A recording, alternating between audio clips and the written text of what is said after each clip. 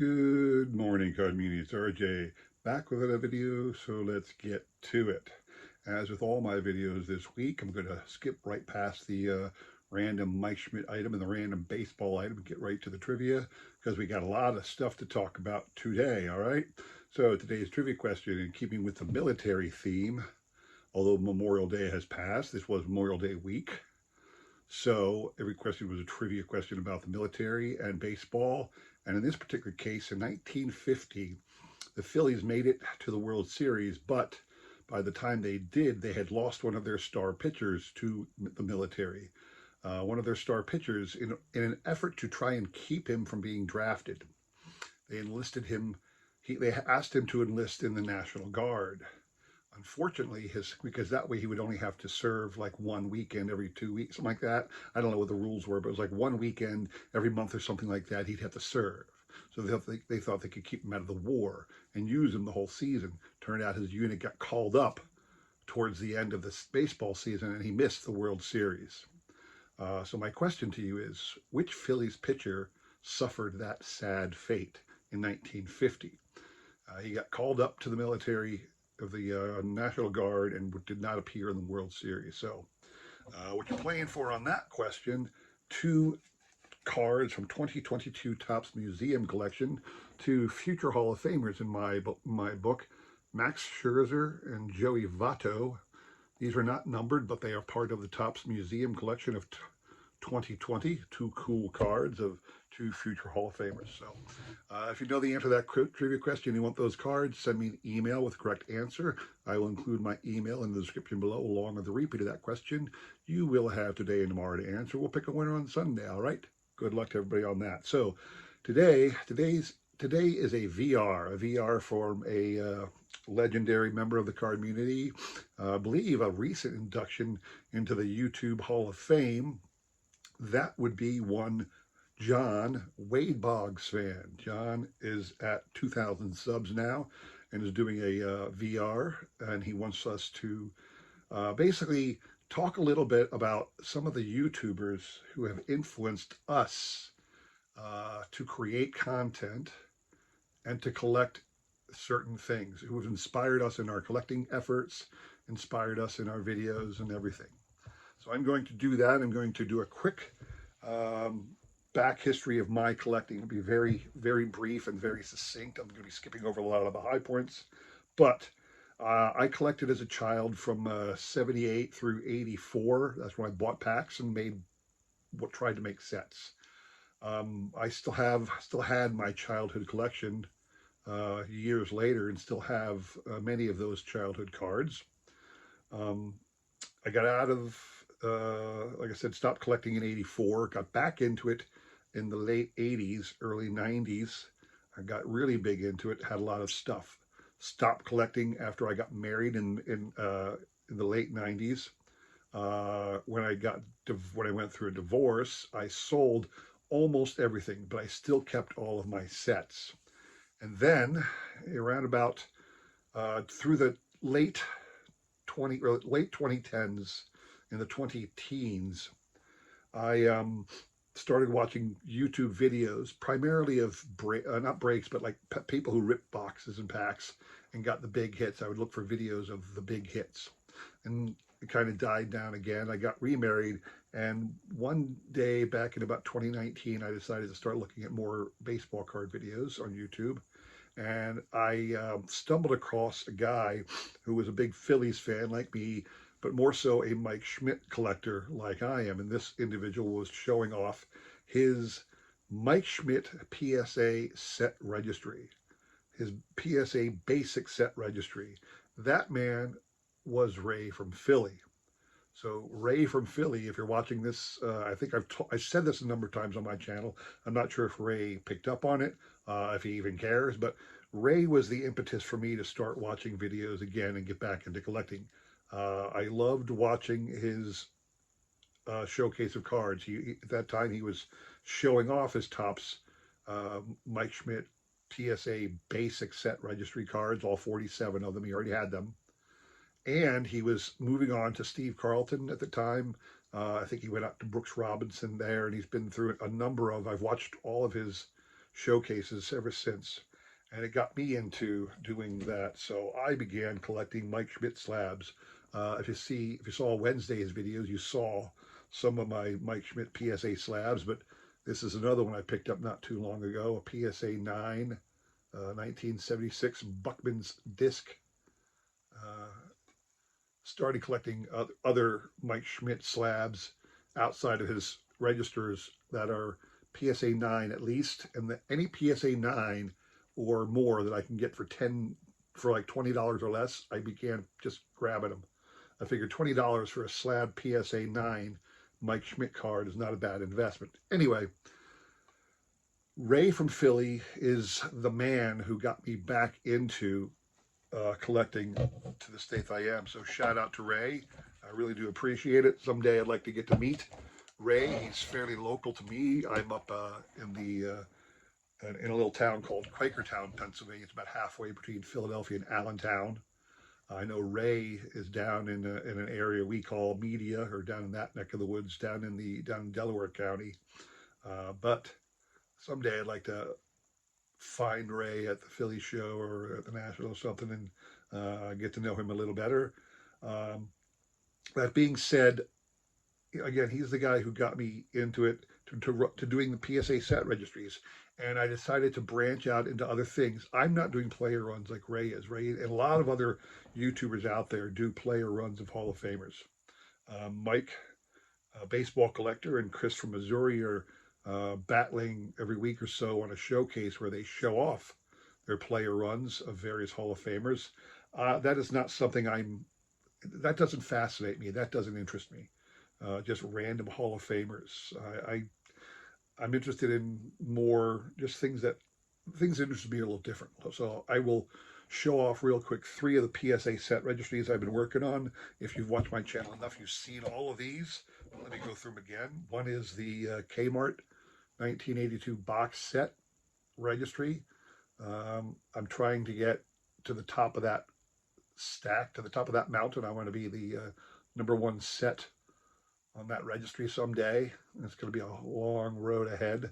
I have, most of the cards I have are PSA 10s, but not all of them. Some of them don't exist on PSA 10. Right now I'm #3 on the set registry. I'd love to get to #1 on that one. The others don't care about the list because there's no way I'm going to get to the top of the mountain. I also started the all-time greatest Phillies PSA set registry.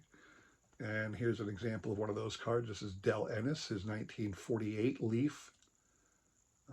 This is just a PSA 4.5, but you know, it's a great card from 1948 Leaf. And he is one of the great Phillies of all time. And then lastly, this is not a PSA set registry. This is just something I'm trying to collect. Actually, I'll get back to this in a second. But so Ray was the one who got me back into collecting. So there's a lot of other people, though, that I started watching that got me into collecting other things as well. So one of them, I'm going to give a shout out to Kevin's Budget Card Breaks. Kevin is probably the best breaker I've ever come across, in my opinion, for what I collect, because he opens massive amounts of cards for very little money and gives away tons of free stuff to boot. So I'll buy random teams, multiple teams sometimes for his breaks, and then I'll get lots of bonus stuff. So like here's a couple Topps Gold cards from Topps 2020 that I ended up with. This is the Gold Star, the one where you would buy a factory set, and every third factory set was this Gold Star design. So I got a lot of those kind of cards from Kevin, but every once in a while I get a big hit from Kevin as well. So here is a 2021 Panini Absolute hit I got, massive hit. 1 of 5 autographed David Ortiz card, and I sent this in to get slabbed on my own. So out of 5, a 1 of 5 auto David Ortiz, and that came from Kevin's Budget Card Breaks, a break that I get into from him. So again, shout out to Kevin. He's not doing as much breaks as he used to do. He does have an eBay store out there. I haven't seen him in a while, but Kevin really got me into buying tons and tons and tons of different things to complete sets that I ended up getting tons of cards through his breaks, I started putting sets together. Then there's people like a lot of people out there like Mike, baseball collector, who just collects all kinds of awesomeness when it comes to baseball stuff. And I remember one day, remember this vividly, Mike brought out a sheet of stamps that he picked up. And at the moment, I can't remember which stamp it was, but he had a full sheet. And he said, "Hey, I saw this on the bay for like $5 or something like that. Maybe it was either a yard sale." But he bought it because it's baseball. And he thought to himself, well, gee, I collect all things baseball, not just cards.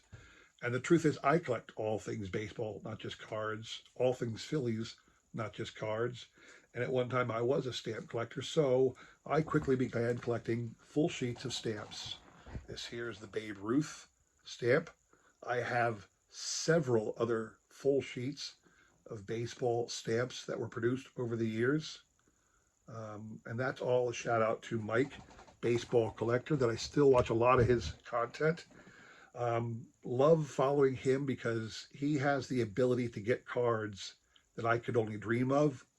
And pivoting on that story, you have people like John Mangini, who has a fantastic collection of cards, obviously.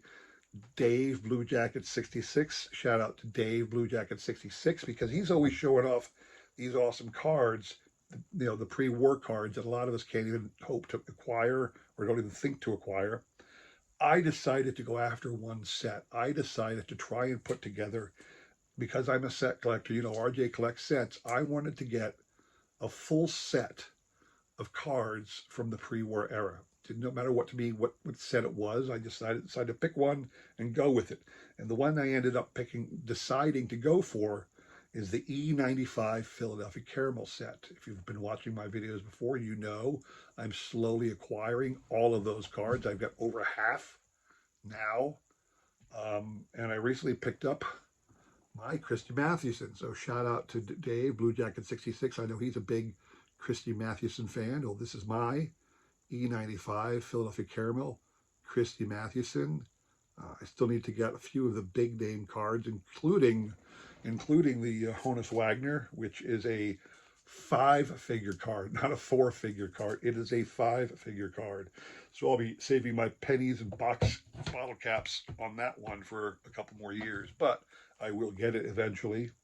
But shout out to the big boys, John Mangini, Dave, Blue Jacket 66, even Silver Jackify, those guys who have the cards that we all dream about having. But there's also mid-level people like us.